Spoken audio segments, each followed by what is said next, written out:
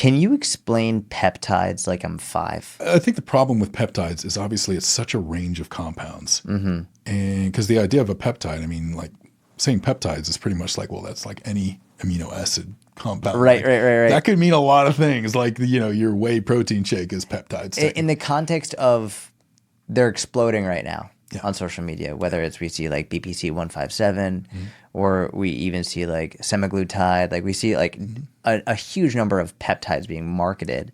What do they do, generally speaking? Like, what are they basically? Generally speaking, what do they do? What are the range of them? And are there any that are actually worthwhile?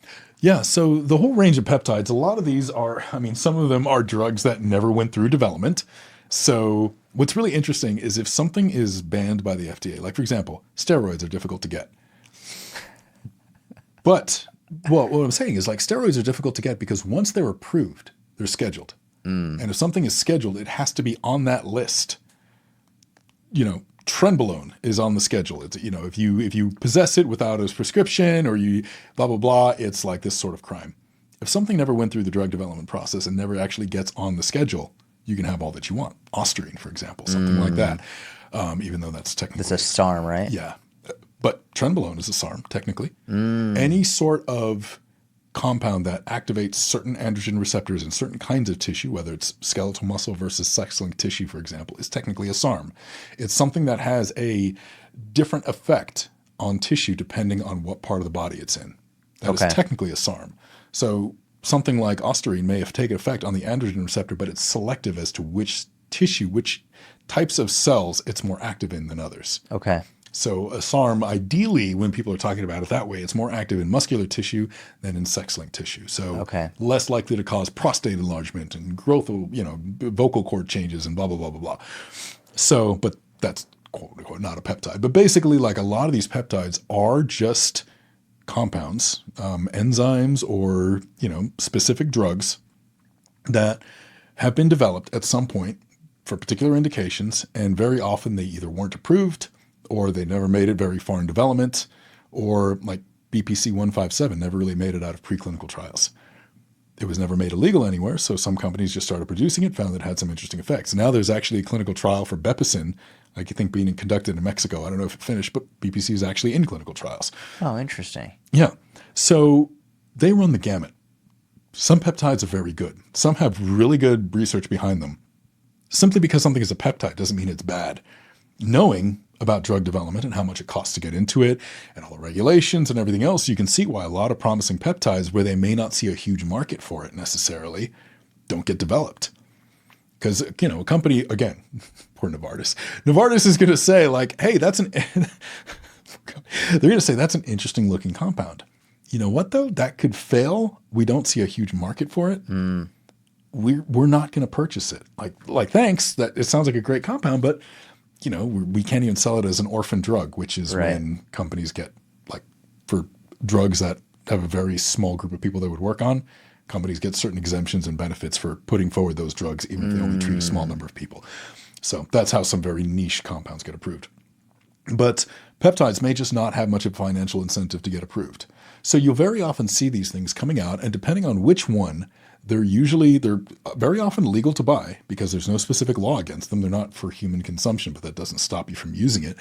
And some of them, like for example, BPC 157, are very interesting compounds. In BPC 157's case, it's actually a gastric peptide, which means it's derived from actually a naturally occurring enzyme/peptide in your digestive system, which means it actually resists absorption, resists digestion, so you can take it orally. And it does seem to have some pretty good effects in, I think it's like epithelial and like blood vessel growth and a couple of other things. So it's a very interesting compound because it can be used to treat both any issues with GI inflammation or insufficiency and also potentially like wound healing. So that's one particular one that seems interesting. I'm taking BPC 157 orally. Yeah. And I like to run tests on myself. I treat myself like an experiment. And I've tried for a long time. I had just diarrhea, just like I had gastric upset for a very long time, like for no reason, or no reason that I could pinpoint. And I went to various doctors. I got all these tests done, and they're like, yeah, like maybe IBS. Like we don't really know, but I got a lot of like nothing burger answers. Yeah. I started taking BPC 157. I don't know if it was that, but after I started taking it, my diarrhea has essentially went away. Yeah. Which is fucking crazy to me. Well, and if you think about it, like if this is a compound that improves like vascular perfusion, and it can possibly help in like maybe help in some of the regrowth of like cilia and certain cells in the intestinal wall, you think that actually makes sense. Like if you were having absorption issues before and you were getting fluid dumping or, proliferation of certain bacteria in the gut, it would make sense that, maybe this actually helped heal part of it.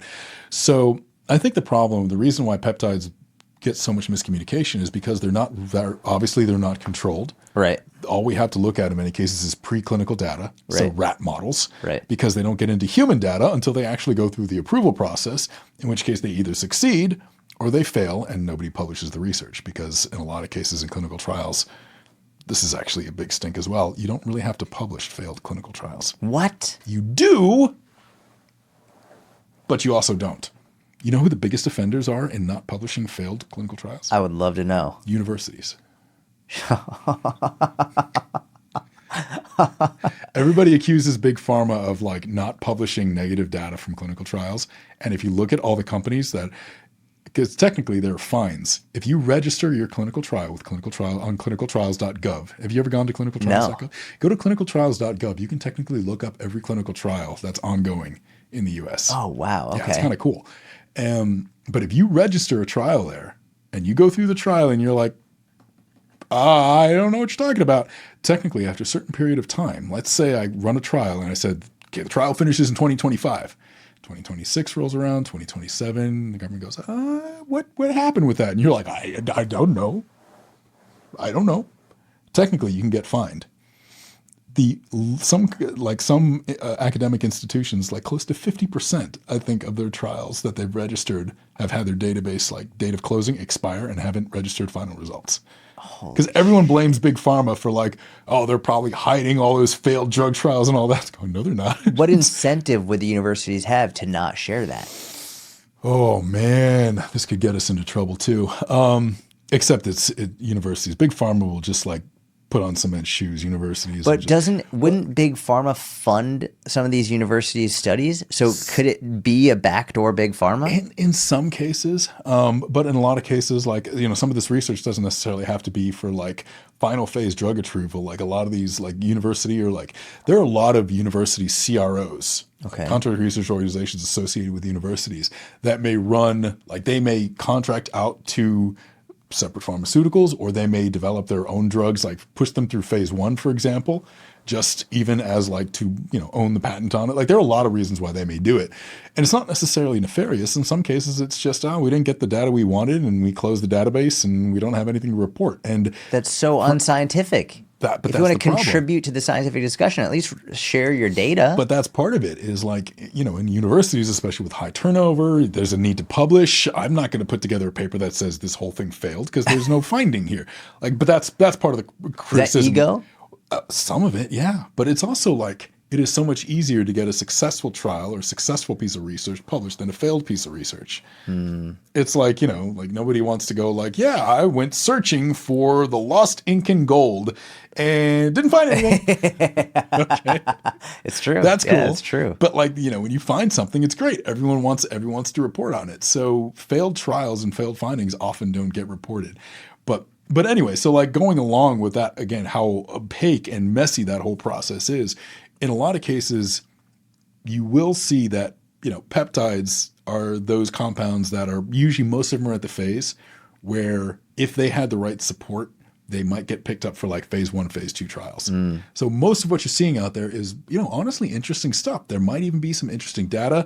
There might be some interesting like phase 1 trials even behind it, but they just never progressed. And as such, it's kind of, it's a little bit cutting edge. Just because they're a peptide doesn't mean they're ineffective. Just because you can buy them on Amazon doesn't mean they're ineffective, because I think you can buy BPC tablets on Amazon. Can you? I'm pretty sure. Oh, wow. Yeah, wild. Used to have to go to sites called like superallamericanpeptides.com and they're like, pay with Bitcoin or send us a photo of your credit card. We accept Western Union. And now Amazon's like, yeah, we got you. But I didn't realize you get it. I get my, I work with Merrick. I'm sponsored by Merrick. Yeah. So I've been getting it through them, and it's been wonderful. Yeah. And a lot of these companies, especially, like they look at a lot of the preclinical data. They look at the mechanism, and they actually start to run, like they say, okay, well, side effects are fairly minimal. Maybe there's some phase 1 data on it. So let's administer it and let's actually track the results. And that's just as much scientific communication as a published research. And so some of this stuff actually does work quite well. We don't know the magnitude of how well it works because we don't have all the formalized data. It would be nice, but I think that's why it gets so polarizing, where you'll hear about this brand new peptide and people are all excited about it because of the rat data. Right. Do we have any human data? Maybe not, like SLU, PP, whatever that one is. Yeah. Interesting stuff. Very interesting compound. How much data do we have? Not a lot. Very compelling mechanism of action. Very interesting initial data I've seen from people, but such a small amount of it. Right. Do we really know on a large scale it's going to work? Cardarine, GW5156. Great. Seems like it really has all kinds of positive effects on mitochondrial development. It's not quite exercise in the bottle, but it potentiates all the cardiovascular exercise you do. Which is crazy. Crazy. Also caused a runaway form of cancer in some lab rats. But again, were these lab rats that were already prone to this kind of cancer? Why didn't it get developed?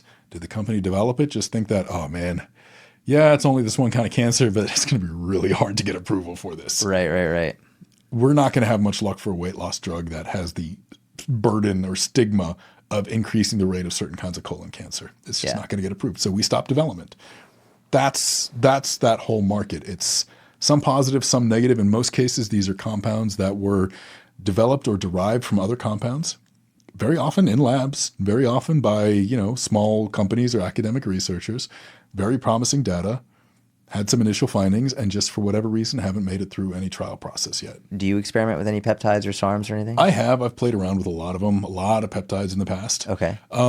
Never to the point where I think I would have enough good data from some of them that I would say, yeah, that definitely helped or definitely didn't. So I'm not a quote unquote huge believer in any of them. Okay.